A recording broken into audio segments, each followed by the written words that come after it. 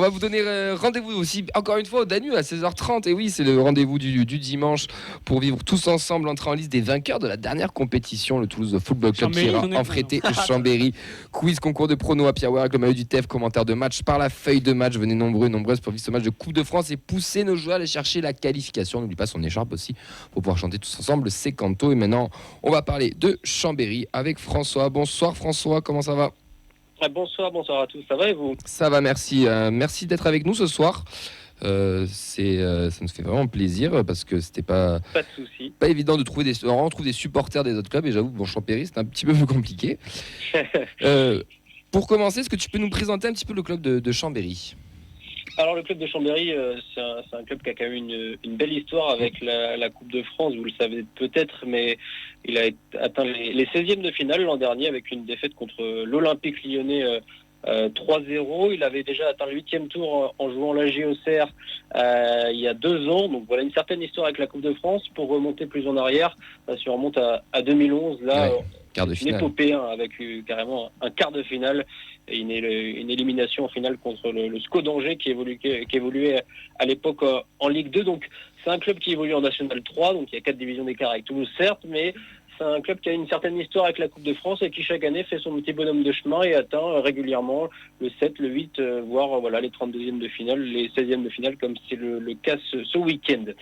Pour ce qui est, je sais pas, j'enchaîne comme vous voulez, mais pour ce qui est de l'effectif, il faut savoir qu'il y a eu un gros changement entre guillemets cette saison à Chambéry parce que Chambéry aurait dû être relégué en Régional 1, pour cette saison 2023-2024, mais il a bénéficié de la mauvaise santé financière d'autres clubs et donc a été repêché, sauf qu'il l'a su vraiment au dernier moment et donc certains cadres de Chambéry, des joueurs majeurs qui avaient l'habitude d'évoluer en N3, avaient fait le choix de partir avant de savoir que le club allait être repêché. Donc sur le papier, en début de saison, beaucoup s'attendaient à avoir une saison assez compliquée pour Chambéry en National 3 parce que certains joueurs majeurs étaient partis. Et puis finalement, c'est pas forcément le cas. Ils sont 5e actuellement de N3. Ils n'ont pas perdu depuis le 7 octobre dernier. Et puis en parallèle, il y a donc cette épopée en Coupe de France et ce match en 32e de finale, donc dimanche contre Toulouse qui met en ébullition un petit peu la ville. Ben ouais, c'est ce que j'allais demander. Est-ce que les gens croient en l'exploit ? Parce que recevoir Toulouse sur le papier, c'est sympa, mais vu notre aussi état actuel des choses, même si on reste une Ligue 1 et qu'on est censé être supérieur sur le papier, il y a quand même plus de chances quand on reçoit Toulouse en ce moment que quand on reçoit, je sais pas, Paris ou des clubs un peu groupés, ou à Nice, ou à Monaco, ou que sais-je, quoi. Ouais, après, je pense que Toulouse ou un autre club de Ligue 1, la mentalité serait la même du côté de Chambéry. Ça reste quand même vous n'êtes pas ça va pas très bien en ce moment entre guillemets, mais ça reste une Ligue 1, donc intrinsèquement les joueurs sont quand même meilleurs. Donc j'ai envie de dire que ce soit Lorient, Toulouse, Nice ou Monaco, je pense que Chambéry aborde le match de la même façon. Je mets le PSG à part parce que je pense que c'est quand même différent, on n'est pas sur le même calibre. Donc je pense pas que ce soit ça. Le fait que vous soyez tenant du titre, ça veut entre guillemets tout et rien dire. C'est bien pour Toulouse, mais sur la pelouse, ça fait rien. Donc le fait que ce soit une Ligue 1, on se dit pourquoi pas un exploit, parce que le club l'a déjà fait par le passé. Donc il y a une certaine effervescence. En plus, il y a un stade flambant neuf où d'habitude joue le rugby à Chambéry. Là, cette fois, il est prêté pour le foot. C'est seulement la 3e fois qu'il joue ici. Ils avaient déjà joué dans ce stade au dernier tour, où ils avaient là aussi fait un petit exploit en éliminant Grenoble. Donc Ligue 2 au tir au but. Et donc face à Toulouse, il n'y a pas forcément de l'optimisme, mais il y a de la sérénité dans les rangs chambériens. On se dit pourquoi pas, oui on peut le faire, on l'a déjà fait, donc pourquoi pas. C'est quoi les points forts de cette équipe de Chambéry ? Alors les points forts de cette équipe de Chambéry, c'est, j'ai dit, j'en ai parlé, il y avait quelques départs, mais il y a quand même des joueurs historiques dans ce club. Donc il y a quand même une charnière centrale, une colonne vertébrale avec par exemple ce sera pas le capitaine a priori parce que le capitaine est de retour, le défenseur Nicolas Pujol, mais Thibaut Martino qui est un des joueurs clés au club depuis ses 16 ans. Il était même spectateur, je parlais de l'épopée de 2011, donc dans les gradins à l'époque, pendant ce parcours en Coupe de France. Il y a aussi un autre joueur historique qui est un des attaquants, Jordan Scarantino. C'est quelqu'un qui a joué en N3, c'est des joueurs qui ont beaucoup joué en N3, qui ont rarement joué au niveau supérieur, mais il y a une certaine cohésion d'équipe, c'est sa cohésion d'équipe qui fait que c'est une bande de potes qui vient tous les jours, enfin pas tous les jours parce qu'en N3 c'est pas tous les jours l'entraînement, mais qui vient 2, 3, 4 fois par semaine s'entraîner et qui fait que ils sont prêts un petit peu à tout affronter. Après en championnat ça reste une équipe qui prend pas beaucoup de buts, qui en marque pas forcément beaucoup. Il y a de mémoire il y a beaucoup de matchs nuls, il y a quelques zéros ou des 1 partout sur les derniers matchs. Donc c'est une équipe quand même qui reste assez solide, mais au niveau national 3, ce qui n'a rien à voir avec un niveau supérieur. Notamment la Ligue 1. Est-ce qu'il y a des points faibles dans cette équipe ? Est-ce qu'il y a, je sais pas, un côté ou un joueur en particulier qui serait un petit peu plus le point faible côté chambérien ? Je pourrais pas parler de points faibles comme ça, mais après ça sera peut-être flagrant au moment du match dimanche. Mais la défense est plutôt jeune quand même. On a des joueurs de 22, 23 ans. Donc certains qui viennent d'arriver au club cette saison parce que justement des historiques sont partis parce qu'on pensait que le club allait descendre en R1. Finalement, il est resté en N3. Donc on a des joueurs de 22, 23 ans derrière.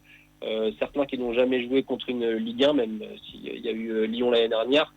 Donc à voir comment ça se comporte du côté de Chambéry dans ce début de match. Ne pas trop ne pas trop regarder l'adversaire, ça peut être le risque parfois des équipes amateurs.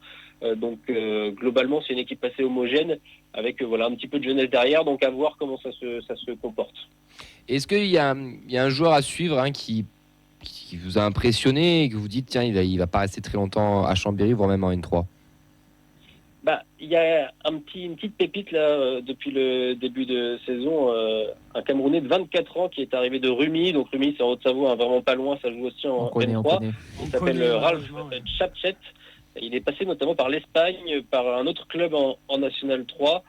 Un parcours assez singulier. Il a marqué beaucoup de buts en Coupe de France là il y a eu ils ont commencé au 3e tour, donc il y a déjà eu 6 matchs pour Chambéry. Il a marqué des buts, notamment des buts importants. Au 6e tour, Chambéry était à 2 doigts de l'élimination. Il a fallu un but dans les arrêts de jeu pour arracher une séance de tir au but. C'était lui le buteur. Donc à suivre, Ralph Chapchet, pourquoi pas, pourrait être l'homme clé du côté de Chambéry. Et puis l'autre figure chambérienne savoyarde, c'est Jordan Scarantino. C'est peut-être le joueur le plus connu de l'équipe. Il a toujours joué à Chambéry. Il a 30 ans aujourd'hui. Il a toujours joué à Chambéry, sauf une saison à Bourgoin-Jallieu, un autre club de National 3, juste à moins d'une heure de route d'ici. Donc il a aussi l'habitude de marquer en Coupe de France lorsque Chambéry réalise des coups. Donc ce sera peut-être les 2 joueurs à suivre sur le plan offensif. Il y a Mehdi qui me dit dans l'oreillette aussi, il y a Nassim Akour aussi quand même à Chambéry. Oui, j'en ai pas parlé parce que a priori il démarrera pas le match parce qu'il a quand même 49 ans, Nassim Akour, donc tenir 90 minutes qui plus est contre une Ligue 1, très peu de chances qu'il démarre, même aucune chance qu'il démarre le match. Mais oui, Nassim Akour, 5 saisons notamment en Ligue 2 et en Ligue 1 avec Grenoble, 49 ans, toujours là, le plus professionnel de ce que dit l'entraîneur, de ce que disent les autres joueurs de l'effectif. Il arrive toujours avant tout le monde, part toujours après tout le monde. Donc à voir s'il fait une entrée. Mais je me rappelle de son entrée contre Lyon l'année dernière. On sent qu'il a quand même le poids des années parce que il n'a pas des jambes c'est normal. Un joueur de 20 ans. Mais il a toujours peut-être cette vision. Il peut faire la passe qui fait que il y aura une passe décisive. Donc pourquoi pas, mais si on le voit, on le verra. Je crois qu'il était rentré à la 60e, un truc comme ça, l'année dernière contre Lyon. Une bonne demi-heure. Il avait joué une petite demi-heure, ça faisait déjà 3-0. Donc mais on pourra l'apercevoir, mais on sait pas. Un éclair de génie peut-être, on va dire. On va passer au prono, on va faire l'équipe et on terminera par vous, François. Fred, pour ce dimanche, Chambéry-Toulouse, qu'on pourra suivre au Danu, qu'est-ce que tu pronostiques ? Moi, je pronostique une entrée en matière difficile, comme pour tous les clubs de Ligue 1. Donc, un petit 1-0 pour nous. Petit 1-0. Rémi ? Non, mais je suppose qu'on aura du turnover, donc, notamment dans les buts, je suppose. Donc, ça la grande inconnue. J'ose pas imaginer une autre chose qu'une victoire si on fait le job 3-0 ou 4-0. Après, il y a la magie de la Coupe de France, mais j'ai pas du tout envie de l'envisager. Eddie ? 1-3. Oui, Vincent. Oui, j'ai compris, mais j'avais demandé les buteurs, mais je ne les avais pas demandé avant, donc ça sert à rien. 0-2 et les buteurs, si tu veux un Lamadi qui va peut-être jouer, je sais pas, j'ai dit au pif, tiens, Mawissa. Ah ouais. Moi, je pense qu'on va aller au tir au but. Non, mais les gars. On est sauté fessé, hein. On a gagné la coupe, ça y est, on repart, on remet tout à zéro. Je vous souhaite une bonne émission mardi, quoi, si c'est le cas. Mais si on passe au tir au but, ça me va. C'est la fin des vacances. François, ton pronostic? Je vais être chauvin, on match nul un partout et puis une victoire au tir au but comme Chambéry l'a déjà fait lors de cette coupe. Déjà, ils sont passés 2 fois au tir au but, déjà au 6e et au 8e tour. Vous la sentez la douille? En tout cas, merci beaucoup François de nous avoir parlé de Chambéry. Vous serez au commentaire du dimanche, c'est ça? Absolument. Voilà, si vous voulez entendre un commentateur plus axé savoyard. Nous, on le commente déjà dans un pub sur Toulouse, donc on pourra pas être partout. Je comprends. Mais en tout cas, bon match. Bon match à vous. Ouais, c'est gentil, bon match et bonne continuation pour la suite. Et merci d'avoir été là. Au revoir. Au revoir.